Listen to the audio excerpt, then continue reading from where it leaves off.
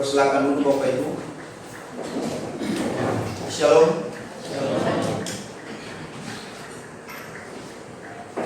Kita bersyukur di pagi hari ini karena Tuhan kembali memberikan kita kesempatan untuk boleh datang dan beribadah kepada Tuhan.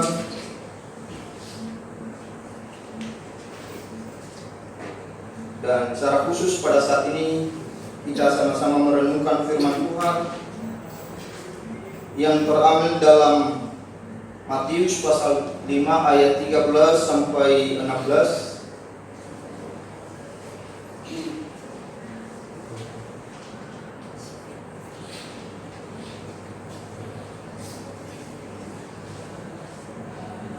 Matius pasal 5 ayat 13 sampai 16. Kalau sudah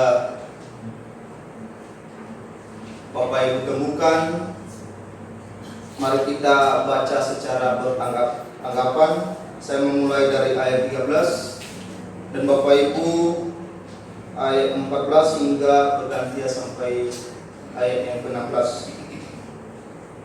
Judul perkop, garam dunia dan terang dunia. Kamu adalah garam dunia. Jika garam itu menjadi tawar, dengan apakah ia diasinkan? Tidak ada lagi gunanya selain dibuang dan diinjak orang. Kamu adalah terang dunia. Kota yang berada di atas gunung yang sembunyi. Lagi pula orang tidak menyalakan pelita lalu meletakkannya di bawah gantang, melainkan di atas kaki dian sehingga menerangi semua orang di dalam rumah itu. Demikianlah hendaknya kamu bercahaya di depan orang, supaya mereka melihat perbuatan yang baik dan memuliakan Bapa yang di surga. Amin. Pembacaan firman Tuhan. Nah, Bapak Ibu yang terkasih, di akhir-akhir ini kita dihebohkan dengan berita yang sangat hangat. Selain berita daripada perang antara Rusia dan Ukraina, ada berita yang justru terjadi di negara kita. Mungkin Bapak Ibu sudah mengikuti sebagian berita ini ya. Dan berita ini Bapak Ibu terus dibicarakan, baik itu di acara televisi maupun di media sosial, di mana ada seorang pemuda yang bernama Indra Kents yang merupakan afiliator dari option merek Binomo, aplikasi Binomo itu. Nah, dia ini ditetapkan sebagai tersangka atas kasus dugaan investasi bodong Binomo yang dalam tanda kutip masih ilegal. Atau Indra Kents ini bisa dikatakan bahwa dia telah melakukan penipuan atau pencucian uang. Nah, Bapak Ibu yang terkasih, investasi ini telah membuat Indra Kents kaya raya, membuat dia terpopuler. Kekayaannya Bapak Ibu bukan kaleng-kaleng. Dia punya apartemen di mana-mana, ada di Medan, ada di Deli Serdang, bahkan ada di Tangerang. Bahkan dia punya saham di beberapa usaha. Tetapi ketika dia ditangkap Bapak Ibu, maka semuanya itu akan ikut disita. Nah, Bapak Ibu yang terkasih, Indra Kents ini telah mengorbankan banyak orang demi keuntungannya, demi popularitasnya. Yang dulu dia tidak dikenal, tetapi setelah dia mempromosikan investasi ini, sehingga namanya itu terkenal di mana-mana. Sehingga dia seringkali disebut sebagai sultan. Oleh karena investasi ini Bapak Ibu, oleh karena bisnis ini yang terus dipromosikan oleh Indra Kents, sehingga ada banyak orang yang tergiur dan akhirnya mereka pada menjual rumahnya Bapak Ibu. Hanya gara-gara bisnis ini yang terus dipromosikan oleh Indra Kents. Aplikasi Binomo ini Bapak Ibu ibarat magnet ya, yang terus menarik banyak orang. Ketika seseorang baru mendaftar pertama kali di aplikasi ini, saya pernah mencoba aplikasi ini Bapak Ibu, tetapi saya bingung bagaimana cara menggunakannya. 1 kali 2 kali saya mencoba lalu saya hapus.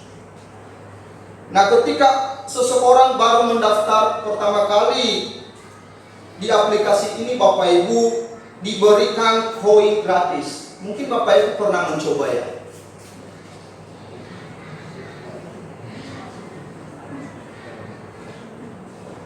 Diberikan koin gratis yang bisa dimainkan sebanyak $1.000 atau bisa kalau diuangkan sekitar 14 juta rupiah. Nah, jadi dengan koin gratis ini Bapak Ibu, orang diminta menebak apakah cat yang tampil di layar itu sedang naik atau turun. Nah, pas tebakan mereka naik, koin gratis mereka juga otomatis bertambah. Nah, dalam mode demo dengan gratis ini Bapak Ibu, jadi peluang menang kelihatan besar sekali. Dan juga permainannya sangat gampang. Nah, ternyata aplikasi ini gampang sekali untuk dimainkan. Namun koin gratis ini Bapak Ibu tidak bisa dicairkan. Itu hanya koin gratis. Jadi tidak bisa dicairkan. Nah, biasanya orang ketika melihat peluang untuk menang Bapak Ibu, maka ia tergiur untuk terus-menerus memainkannya. Dan pada akhirnya dengan peluang itu Bapak Ibu, maka ia sudah mulai memasukkan uang benaran. Kalau tadi itu hanya koin gratis. Nah, sekarang karena dia sudah mulai melihat peluang menang, maka dia sudah mulai memasukkan uang benaran. Nah, pada akhirnya dengan peluang ini Bapak Ibu, seseorang sudah mulai memasukkan uang benaran di mesin Binomo dan mulai tebak-tebakan. Tetapi ternyata ketika main pakai uang benaran Bapak Ibu enggak semudah main versi demo itu. Orang itu akan kalah terus. Dan disinilah banyak orang terjebak. Terus memasukkan uangnya, dan akhirnya mereka terus mengalami kekalahan. Dan mereka terus penasaran. Dan terus memasukkan uangnya untuk membayar kekalahan sebelumnya. Tetapi dia tidak pernah mengalami kemenangan. Dan akhirnya orang itu karena dia tidak pernah menang pada aplikasi ini, lalu dia cari Indra Kents tadi. Dia meminta petunjuk bagaimana ini. Lalu Indra Kents terus memotivasi, ayo, kalau mau sukses jangan menyerah. Dan dia terus memberikan iming-iming supaya orang tersebut terus menggunakan aplikasi Binomo ini. Dan akhirnya orang ini Bapak Ibu terus memasukkan uangnya di mesin Binomo ini karena terus dimotivasi oleh Indra Kents. Nah, berdasarkan berita yang saya dengar Bapak Ibu bahwa ada orang yang hutang piutang di mana-mana hanya gara-gara investasi ini. Padahal Indra Kents tahu bahwa aplikasi Binomo ini sampai kapanpun orang lain tidak mendapat kemenangan. Justru ketika orang lain terus memasukkan uangnya di mesin Binomo tersebut, maka kekayaan Indra Kents ini terus bertambah. Menurut berita bahwa Indra Kents ini dapat komisi 70% dari kekalahan banyak orang. Coba bayangkan Bapak Ibu. sedangkan binomo sendiri dapat 30% saja. Makanya indra kens ini kena pasal berlapis-lapis. Dan diperkirakan hukumannya Bapak Ibu 20 tahun penjara. Karena udah banyak orang yang korban. Kalau Bapak Ibu mau browsing berita di media sosial, ada banyak orang yang curhat, ada banyak orang yang menangis, ada orang yang menjual rumahnya hanya gara-gara investasi ini yang terus dipromosikan oleh Indra Kents. Nah Bapak Ibu yang terkasih, pada zaman ini orang sudah tidak lagi peduli sesamanya manusia. Bahkan ia memikirkan cara untuk memanfaatkan sesamanya untuk kepentingan diri sendiri, untuk mencari kekayaan, untuk mencari popularitas. Itulah sebabnya mengapa Rasul Paulus mengatakan kepada jemaat di Efesus, karena itu perhatikanlah dengan saksama bagaimana kamu hidup. Jangan seperti orang bebal, tetapi seperti orang arif. Dan pergunakanlah waktu yang ada, karena hari-hari ini adalah jahat. Nah, apa yang dilakukan oleh Indra Kents ini Bapak Ibu, ini merupakan kejahatan. Dia mengorbankan banyak orang hanya demi popularitas, hanya demi kepentingan dirinya. Nah, jadi kita mesti hati-hati Bapak Ibu. Ada banyak iming-iming, ada banyak aplikasi-aplikasi yang membuat orang tergiur untuk melakukannya.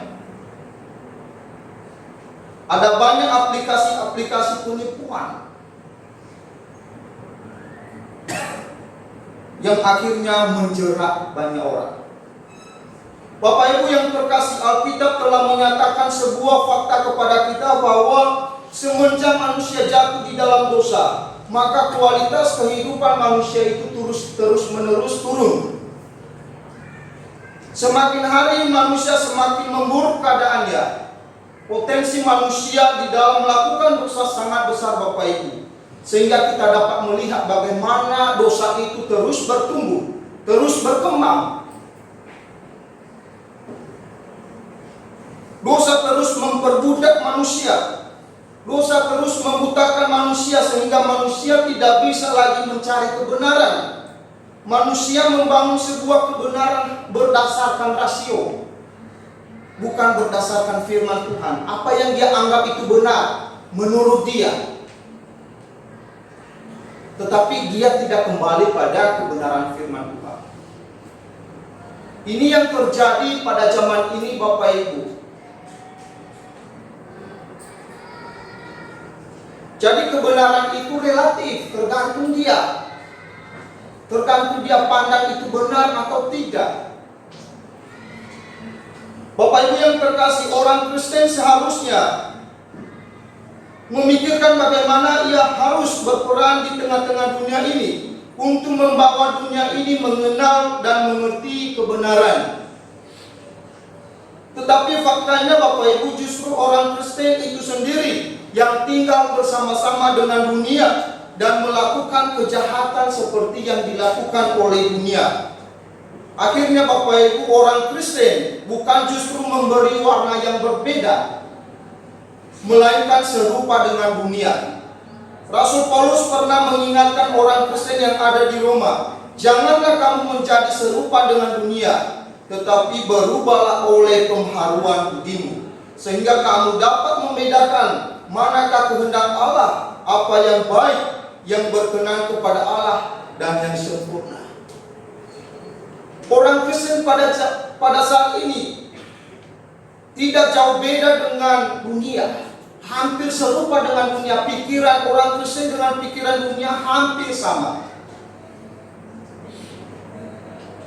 Bedanya hanya di identitas saja, hanya di KTP aja, tetapi pemikirannya hampir sama.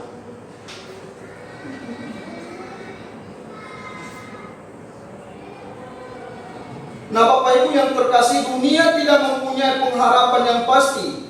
Dunia hanya memikirkan bagaimana ia harus sukses, bagaimana ia harus kaya.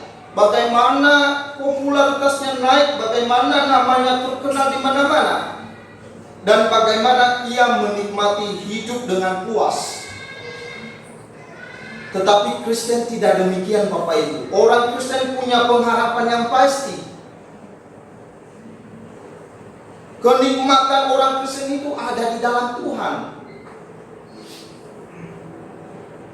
Orang Kristen itu punya tujuan yang pasti. Orang Kristen dapat memikirkan bagaimana dia sukses, tetapi itu bukan tujuan utama orang Kristen.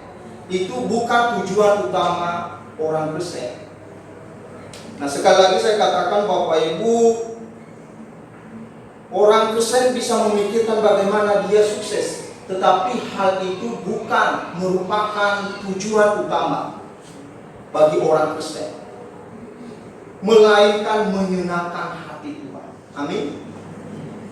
Inilah tujuan utama orang Kristen. Inilah yang membedakan orang Kristen dengan dunia yang sebetulnya. Tuhan telah memisahkan kita dari dunia dan memanggil kita menjadi umatnya yang kudus. Kristus telah memerdekakan kita dari perbuatan dosa, sehingga kita bukan lagi budak dosa, melainkan kita hamba kebenaran. Itu juga yang dikatakan Rasul Paulus kepada jemaat di Roma. Kita adalah hamba kebenaran karena kita sudah dimerdekakan dari dosa. Nah, Bapak Ibu yang terkasih, kebenaran sejati kita telah temukan ketika kita percaya kepada Kristus, dan oleh Kristus hubungan kita dengan Allah dipulihkan.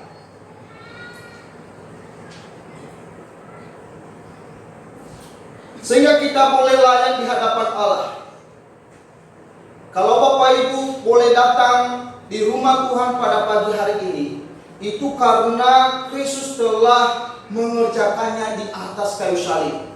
Karena Kristus telah memulihkan hubungan kita yang sudah rusak itu dengan Allah, sehingga kita dilayakkan untuk boleh datang di rumah Tuhan ini.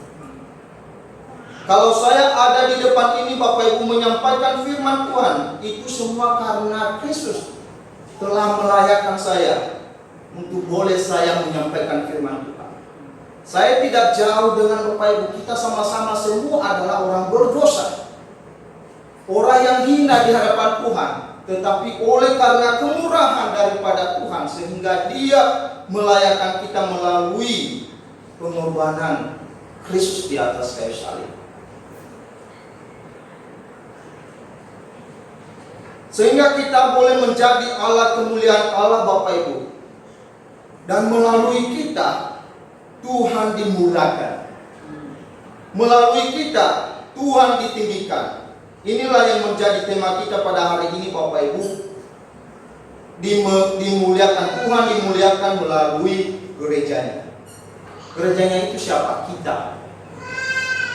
Bukan bangunan ini.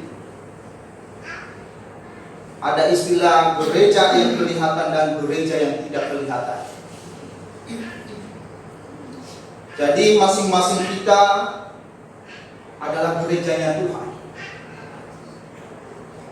Dan masing-masing kita dipakai oleh Tuhan untuk menjadi alat kemuliaan bagi nama Tuhan. Nah, Bapak Ibu yang terkasih, di dalam Matius pasal 5 ayat 13 sampai 16 yang sudah kita bacakan barusan, kita digambarkan sebagai garam, Bapak Ibu, dan terang dunia. Nah, yang pertama-tama, Bapak Ibu, mengapa kita digambarkan sebagai garam? Mengapa bukan yang lain? Mengapa bukan daging? Kan enak kalau daging. Tetapi kenapa kita digambarkan sebagai garam? Mengapa harus garam? Nah, ternyata Bapak Ibu, garam itu merupakan sesuatu yang paling urgent, baik pada zaman orang Yahudi maupun pada zaman sekarang. Garam itu tetap diperlukan. Atau adakah Bapak Ibu ketika memasak tidak perlu garam? Saya rasa apalagi ibu-ibu yang ada di tempat ini, pastinya kalau tidak ada garam, biasanya ibu-ibu suka minder. Nah, jadi kalau orang memasak sayur tanpa garam, Bapak Ibu, maka rasanya hambar atau tawar dan tentunya tidak enak untuk dinikmati. Bisa dimasak, tetapi kalau tidak ada garam, kita tidak bisa menikmati, Bapak Ibu. Selain untuk memasak, Bapak Ibu, garam ini juga digunakan untuk mengawetkan. Nah, dulu Bapak Ibu sering potong babi untuk dijual. Dan babi yang dia potong itu, Bapak Ibu, tidak langsung laris pada hari itu. Maka satu-satunya solusi untuk menghindari daging itu dari kebusukan, maka harus dioleskan garam. Dan ketika sudah dioleskan garam, Bapak Ibu, tidak hanya menghindari dari kebusukan, tetapi daging babi ini justru menjadi gurih ketika digoreng. Mungkin orang-orang kita Nias pasti mengerti hal ini. Ketika sudah dioleskan garam, pasti ketika digoreng, apalagi kalau Ibu Calvin yang menggoreng, pasti lebih enak itu. Nah, jadi garam itu, Bapak Ibu, digunakan untuk mengawetkan. Mengawetkan apa? Mengawetkan bahan makanan agar terhindar dari kebusukan. Lainnya pernah berkata begini, tanpa garam hidup manusia tidak dapat dipertahankan. Nah, Bapak Ibu yang terkasih, dunia sedang ada dalam kebusukan karena dosa. Dunia sedang ada dalam kebusukan karena dunia tidak percaya kepada Kristus. Dunia sedang ada dalam kebusukan karena dunia tidak mengenal kebenaran. Satu-satunya cara untuk melepaskan dunia dari kebusukan itu adalah mereka harus percaya kepada Injil. Mereka harus percaya kepada Kristus. Ini bukan arogan, Bapak Ibu, tetapi ini fakta yang ditulis oleh firman Tuhan, yang dikatakan oleh firman Tuhan. Namun pertanyaannya Bapak Ibu, bagaimana mereka dapat percaya kepada Kristus kalau tidak ada yang memberitakan?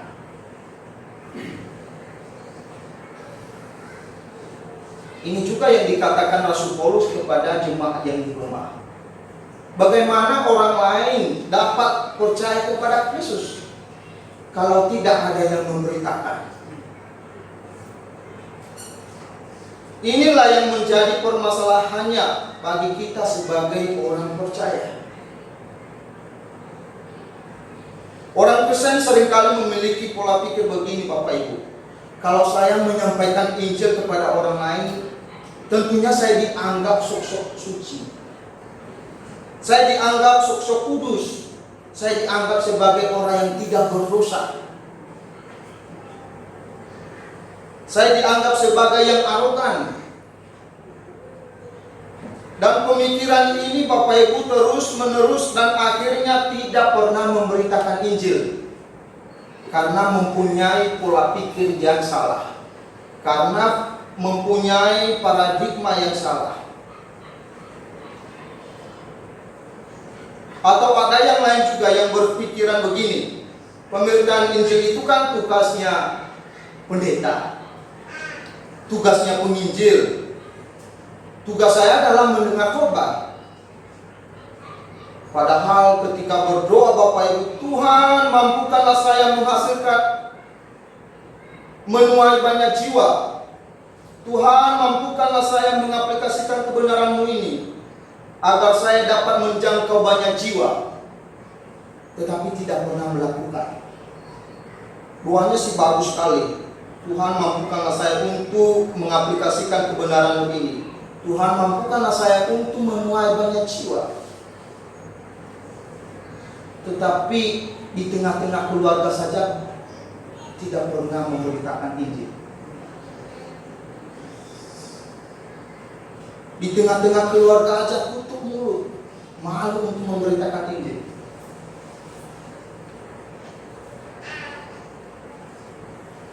Nah, Bapak Ibu, beberapa minggu yang lalu adik saya datang ke Bali. Nah, ketika dia datang, Bapak Ibu, saya tanya sama dia, kamu kan ini ketua komisi pemuda kita di Indonesia. Kamu udah pernah baca? Udah sampai di mana kamu baca Alkitab? Katanya dia tidak pernah baca. Saya bukan menjelekkan adik saya, ini fakta Bapak Ibu.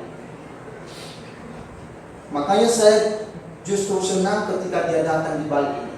Jadi pagi-pagi itu Bapak Ibu, kami persekutuan, saya harus paksa dia. Saya ajak dia setiap hari itu baca firman Tuhan paling tidak 2 sampai 3 pasal.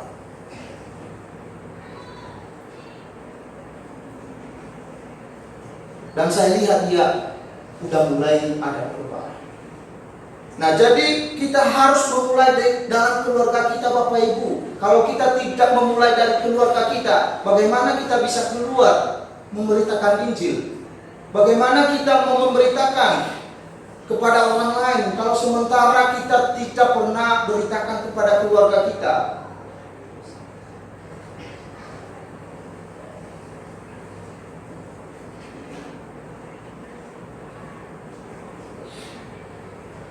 Banyak orang Kristen Bapak Ibu yang tidak dapat mengerti identitasnya sebagai pengikut Kristus. Padahal pengakuannya, saya rela memikul salib. Tetapi justru ketika diperhadapkan suatu masalah, sudah mulai tidak ikut ke gereja. Banyak orang Kristen Bapak Ibu yang sudah mulai tawar dan tidak dapat berperan memberi dampak. Nah Bapak Ibu yang terkasih, dalam penggunaan metafora garam ini perlu kita ketahui bahwa bentuk garam di zaman orang Yahudi dengan zaman kita sekarang ini berbeda Bapak Ibu. Bentuk garam di zaman orang Yahudi bentuknya seperti batu. Makanya disebut garam batu. Nah biasanya garam itu Bapak Ibu ada di laut mati. Jadi ketika orang Yahudi memerlukan garam, maka mereka mengambilnya di laut mati. Dan garam tersebut Bapak Ibu tidak murni, karena tercampur dengan berbagai mineral atau zat lain, sehingga pada saat dilarutkan ke dalam air pada waktu memasak, maka bagian yang terlebih dahulu larut adalah yang mengandung garam itu, sehingga hanya tersisa zat atau mineral lainnya. Nah jadi kalau garamnya itu sudah terlarut semuanya Bapak Ibu dan tidak ada sisanya, maka semua sisa mineral yang tadi itu sudah tidak berguna lagi. Jadi bisa dikatakan tinggal batu.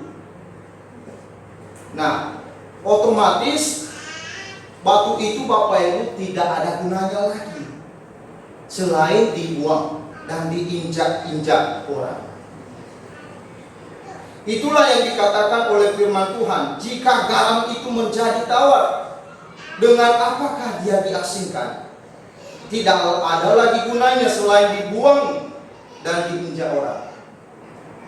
Nah demikian juga dengan orang Kristen yang gagal memainkan peranannya di tengah-tengah dunia ini Bapak Ibu. Udah menjadi tawar dan tidak dapat berfungsi lagi. Nah mari kita bertanya dalam pribadi kita masing-masing Bapak Ibu. Apakah kita masih berfungsi? Apakah kita masih ada rasa?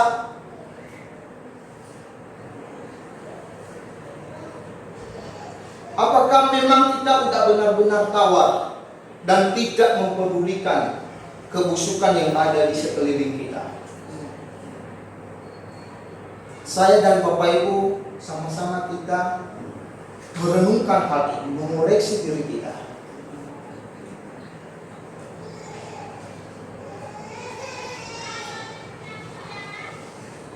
Lalu kemudian Bapak Ibu di dalam bagian ini juga kita digambarkan sebagai terang dunia.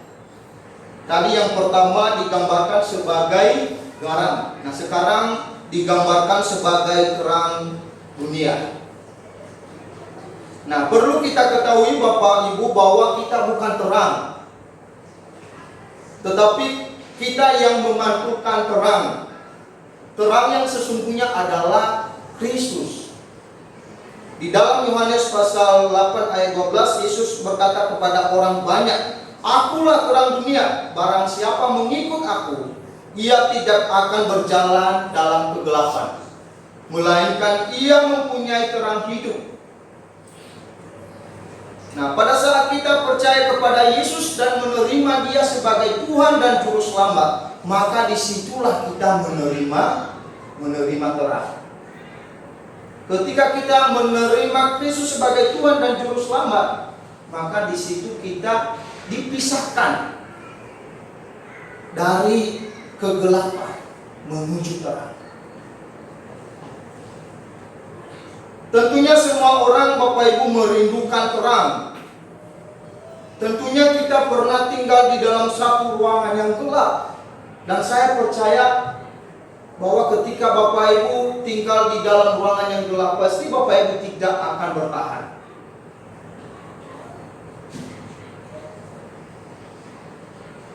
Pastinya Bapak Ibu merindukan ada terang.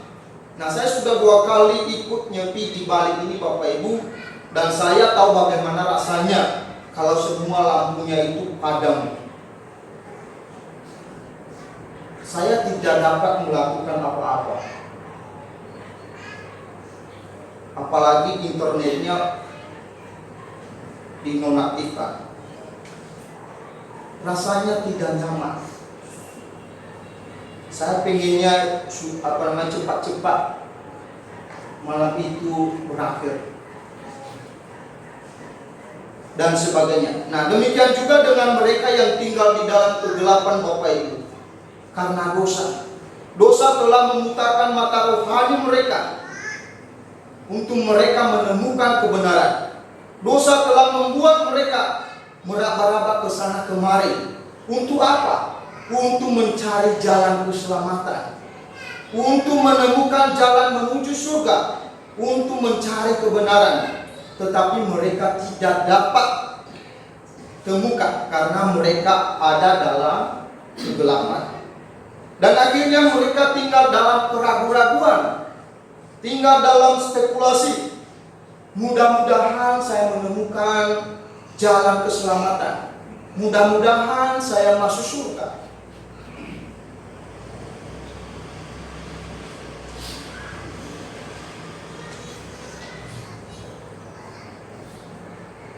Nah, jadi Bapak Ibu, mereka ini merupakan tanggung jawab kita. Inilah tugas gereja yang sesungguhnya. Inilah tugas kita sebagai orang percaya, memantulkan terang kepada mereka yang tinggal di dalam kegelapan. Melalui apa? Melalui Injil, melalui perbuatan kita, mengajak mereka untuk ke gereja. Nah, saya sungguh senang Bapak Ibu, bulan 12 kemarin itu ketika Natal remaja pemuda, anak-anak remaja itu pada mereka ajak teman-teman mereka yang bukan Kristen. Mereka tanya ke saya, "Kak, boleh gak tak ajak teman-teman saya?" Teman-teman siapa? Yang bukan Kristen. Oh, saya bilang saya senang sekali kalau kalian ajak. Nah, jadi Bapak Ibu, paling tidak kita bisa ajak mereka untuk ke gereja. Menegur mereka ketika mereka melakukan kejahatan, menasihati dan sebagainya. Nah, ingat Bapak Ibu, ayat firman ini tidak dikatakan terang gereja, tetapi dikatakan terang dunia, yang artinya menerangi mereka yang tinggal di dalam kegelapan, menerangi mereka yang hidup di luar Kristus, menerangi mereka yang hidup dalam keraguan-raguan karena tidak memiliki kepastian hidup.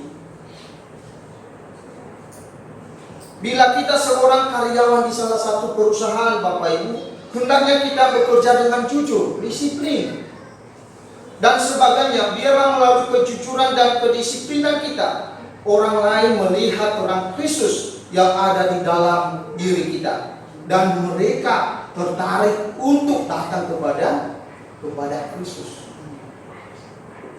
Inilah yang dikatakan oleh firman Tuhan, demikianlah hendaknya terangmu bercahaya di depan orang, supaya mereka melihat perbuatanmu yang baik dan memuliakan Bapamu yang di surga. Tidak ada kekristenan yang tersembunyi, Bapak Ibu. Kualitas hidup kita sebagai pengikut Kristus harus dilihat oleh orang lain, agar melalui diri kita membuat orang lain melihat kita tertarik untuk mengenal Kristus. Bukan sebaliknya. Justru di tempat pekerjaan misalnya, kita menjadi batu sandungan, menjadi aktor pembuat kejahatan. Kalau kita tidak ada, yang lain merasakan damai.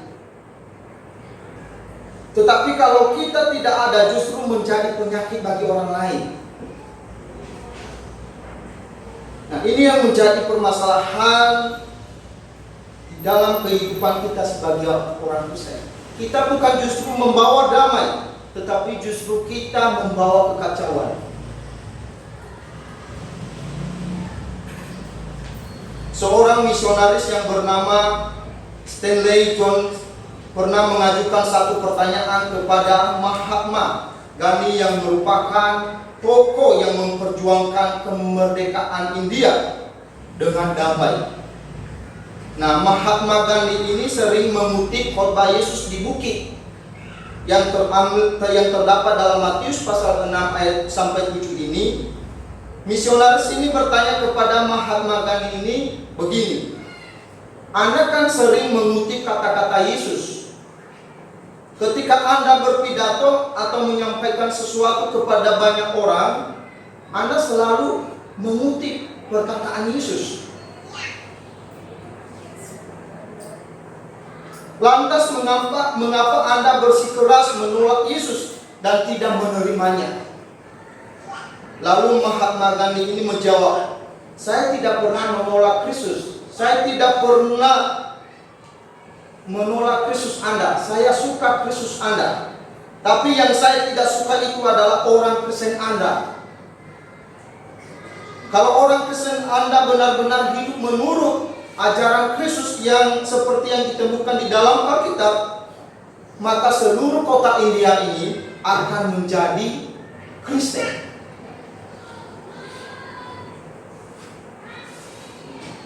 Nah, Bapak Ibu yang terkasih, inilah kegagalan kita sampai hari ini. Kita seringkali gagal dalam memainkan peran kita di tengah-tengah dunia ini. Perbuatan kita seringkali menjadi penghalang bagi orang lain untuk datang kepada Kristus. Mahatma Gandhi ini sebetulnya udah mau masuk Kristen, Bapak Ibu, pada waktu itu. Tetapi karena ia menemukan orang-orang Kristen pada waktu itu yang berperilaku buruk, angkuh, sombong, dan akhirnya ia memutuskan untuk tidak mau jadi Kristen. Nah, ini perlu kita renungkan, Bapak Ibu.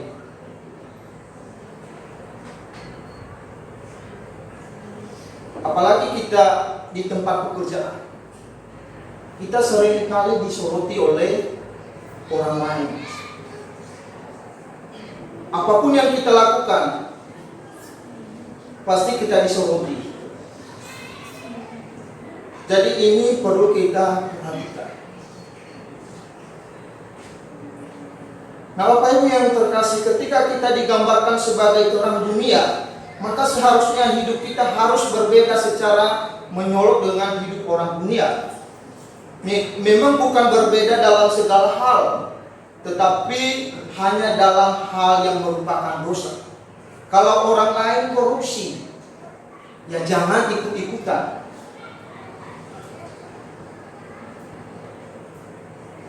Kalau orang lain tidak disiplin melakukan pekerjaan, ya jangan juga ikut-ikutan. Jangan merasa tidak adil. Lakukan apa yang menjadi tanggung jawabmu.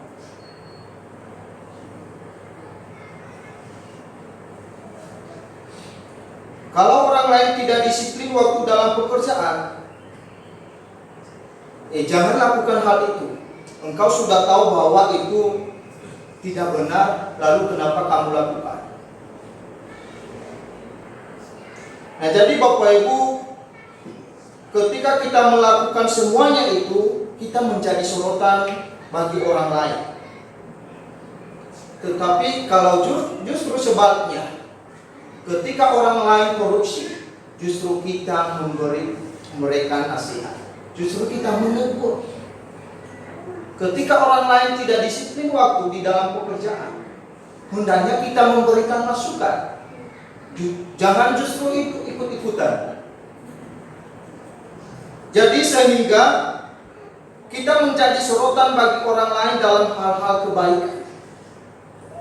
Jadi kita ini ibarat kota yang terletak di atas gunung Bapak Ibu. Kota yang begitu indah. Kalau seandainya kualitas hidup kita itu bisa dibaca oleh orang lain. Kalau seandainya kualitas hidup kita itu bisa memberikan dampak yang positif bagi orang lain, maka kita ini ibarat kota yang terletak di gunung yang begitu indah, yang begitu cemerlang, sehingga banyak orang yang tertarik datang ke sana untuk melihat kota ini. Demikian dengan hidup kita seharusnya berbeda dari orang lain. Orang lain dapat melihat hidup kita begitu indah, begitu cemerlang, dan akhirnya mereka tertarik untuk datang kepada Kristus. Nah, jadi Bapak Ibu, mari kita mengoreksi diri kita. Apakah kualitas hidup kita sebagai orang Kristen sudah berdampak positif bagi orang lain atau tidak?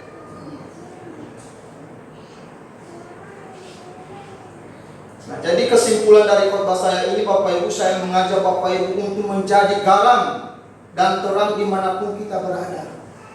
Mari kita memproklamirkan Injil kepada dunia yang hidup dalam kegelapan karena dosa.